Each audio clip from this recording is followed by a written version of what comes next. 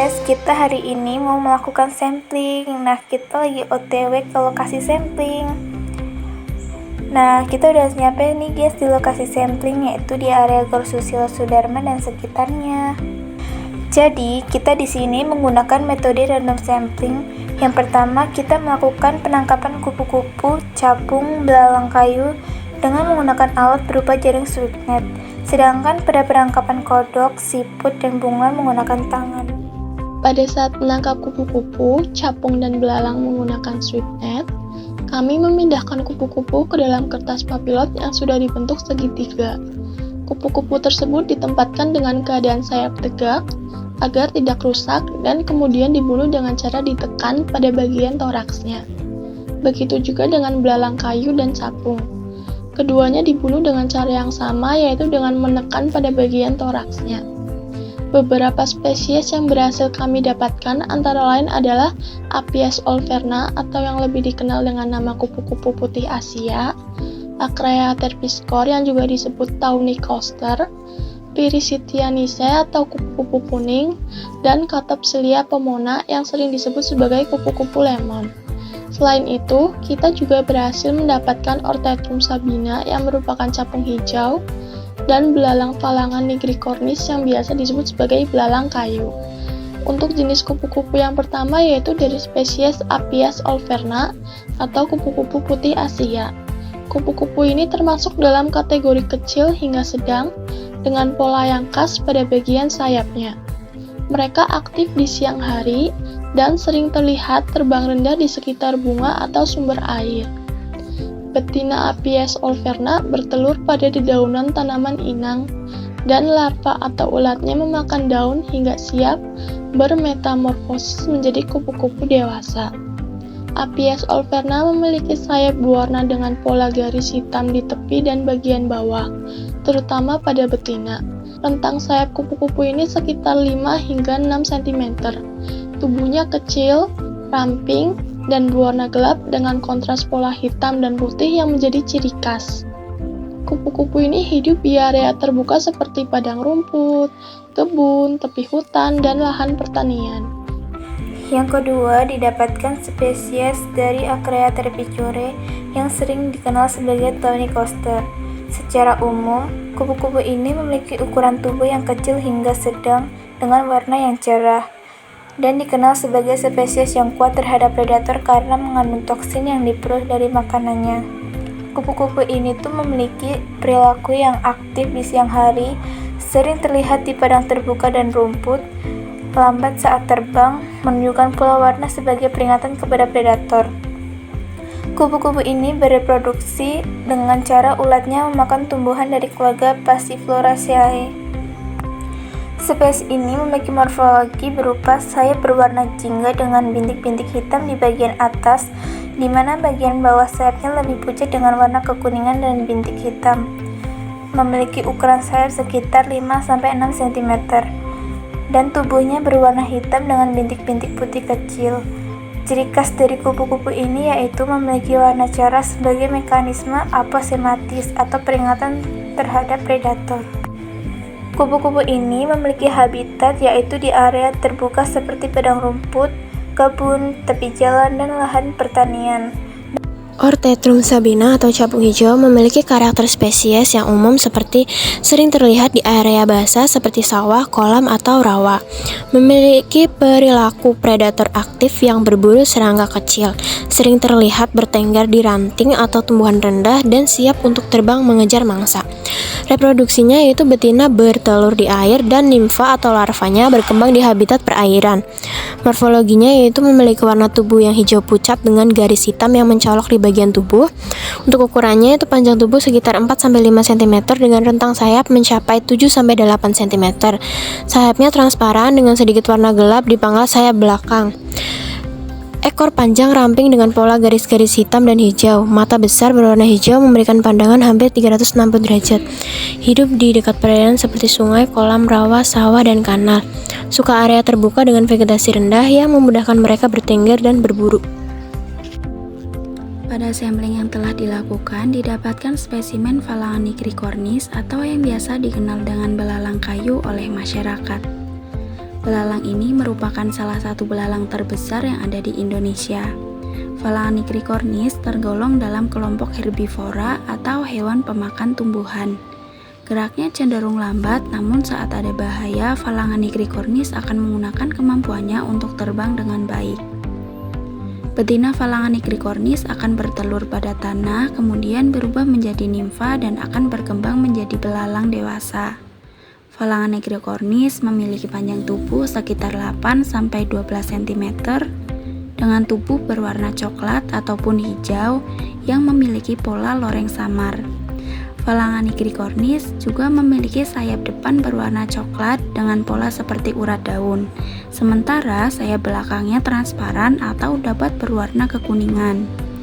Kaki yang panjang dan kuat yang dimiliki oleh Phalange nigricornis memungkinkan Phalange nigricornis dapat melompat dengan jauh. Phalange nigricornis sering ditemukan di area terbuka seperti hutan, kebun, dan ladang. Tersebar luas juga pada daerah tropis dengan tumbuhan yang melimpah. Oke, selanjutnya yaitu Catopsilia pomona atau kupu-kupu lemon. Umumnya kupu-kupu ini berwarna cerah, sering terlihat bergerombol di sekitar sumber air. Lalu aktif di siang hari dan memiliki pergerakan yang cepat dan sering berpindah-pindah. Untuk morfologinya yaitu memiliki sayap yang berwarna dasar kuning terang dengan variasi putih, sering dihiasi bintik-bintik kecil hitam atau oranye di tepi sayapnya. Bagian bawah sayap biasanya itu lebih pucat dengan pola samar yang menyesuaikan dengan lingkungannya. Ukuran sayapnya itu rentang sekitar 5-6 cm. Tubuhnya kecil, ramping dengan warna tubuh kuning atau hijau terang. Habitatnya biasanya hidup di padang rumput, tepi hutan, kebun ladang, dan area terbuka dengan banyak tumbuhan berbunga. Pada sampling ini juga ditemukan spesies Piristianice atau yang lebih dikenal dengan kupu-kupu kuning, yang memiliki ciri khas tubuh berukuran kecil dan memiliki warna yang cerah serta bergerak sangat aktif. Piristianice sering terlihat terbang di siang hari pada tumbuhan yang berbunga untuk mencari nektar. Piristianice memiliki kemampuan bergerak dengan cepat sehingga sulit untuk ditangkap. Metamorfosis dari Piristianice dimulai dari telur, kemudian berkembang menjadi larva, di mana larva ini mendapatkan makanan dari tumbuhan famili Fabaceae. Larva kemudian berkembang menjadi pupa atau kepompong dan kemudian menjadi imago. Piristianice memiliki sayap yang berwarna kuning cerah dengan garis atau bintik hitam di bagian atas sayap depan, sementara pada bagian bawahnya terlihat lebih pucat. Rentang sayapnya berukuran sekitar 3-5 cm. Tubuhnya kecil dan ramping dan warna kuning hingga coklat keabu-abuan. Piristianice ini sering dijumpai pada tempat terbuka seperti padang rumput, tepi hutan, kebun, dan bahkan pertanian.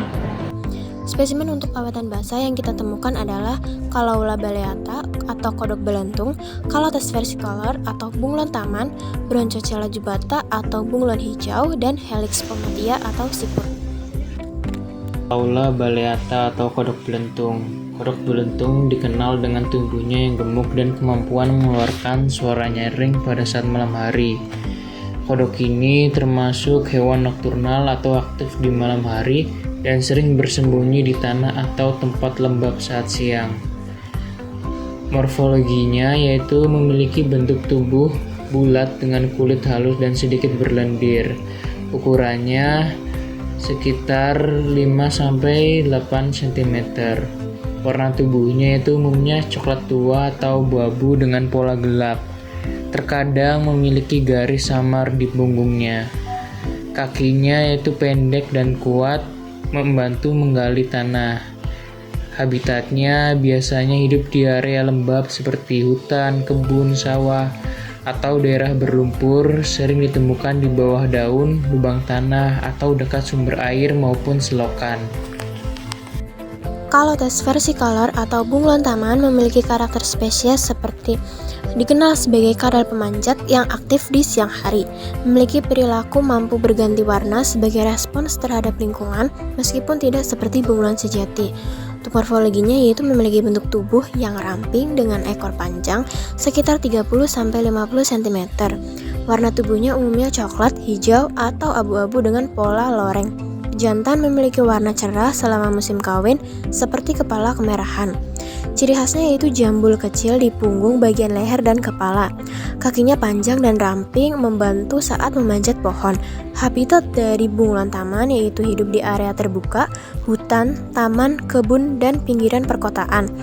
Biasanya ditemukan di atas pohon, semak-semak, atau tembok yang cukup tinggi. Berdasarkan hasil sampling yang telah dilakukan, ditemukan spesies Bronchocella jubata yang memiliki nama lokal bunglon hijau. Secara morfologi, bunglon hijau memiliki bentuk tubuh yang ramping dengan ekor yang sangat panjang. Bunglon hijau memiliki ukuran panjang tubuh jika tanpa ekor sekitar 15 cm, sedangkan jika dengan ekor totalnya sekitar 40-60 cm. Bunglon hijau memiliki warna tubuh hijau cerah dengan garis-garis samar yang akan membantu pada saat kamuflase. Pada bagian kepala bunglon hijau terdapat runcing dengan sisik besar di sekitar leher. Bunglon hijau memiliki ciri khas dengan jambul kecil di belakang kepala yang menonjol, terutama pada jantan. Secara umum, bunglon hijau merupakan reptil arboreal yang seringkali ditemukan di lingkungan terbuka, terutama pada pepohonan. Bunglon hijau memiliki perilaku yang aktif pada saat siang hari dan akan berjemur pada cabang-cabang pepohonan. Untuk mengelabui predator, bunglon hijau memiliki kemampuan untuk autotomi atau memutuskan ekornya. Berdasarkan hasil sampling yang telah dilakukan, didapatkan spesies yaitu Helix pomatia yang memiliki nama lokal siput. Secara morfologi, siput memiliki cangkang dengan bentuk spiral dan berwarna krem hingga kecoklatan dengan garis-garis samar yang memiliki ukuran diameter sekitar 3-5 cm.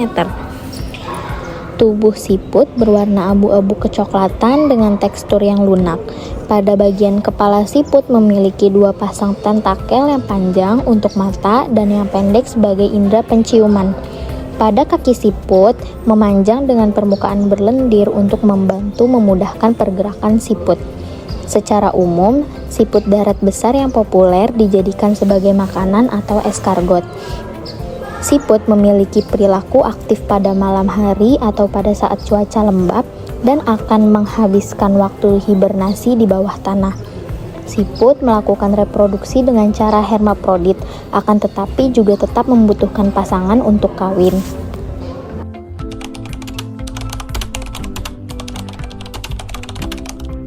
Langkah-langkah pengawetan dapat dilakukan dengan menyuntikkan formalin menggunakan sirinj kecil ke dalam tubuh spesimen, tepatnya di bagian abdomen. Proses ini membantu dalam pengawetan tubuh spesimen agar tetap utuh. Setelah itu, untuk spesimen yang memiliki sayap seperti kupu-kupu dan capung, sayap-sayap tersebut dibentangkan hingga 360 derajat agar terlihat cantik.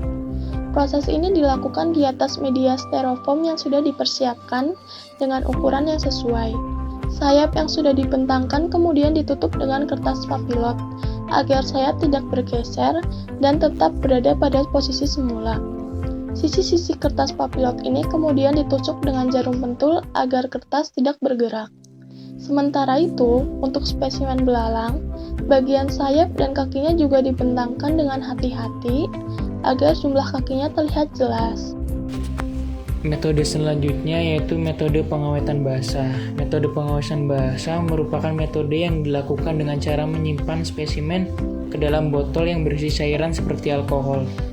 Spesimen yang diawetkan pada koleksi dan preservasi spesimen hewan pada kali ini yaitu Calaula baleata atau kodok belentung, Calotes versicolor atau bunglon taman, Bronchocella jubata atau bunglon hijau, dan Helix pomatia atau siput darat.